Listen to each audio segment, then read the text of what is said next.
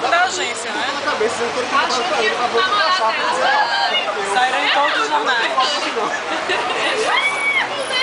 Ele me deu o outro, ele comprou dois. O outro eu gostei.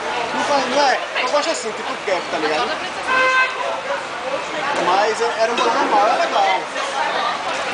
Mas eu fiquei com vergonha. Meu irmão viajou.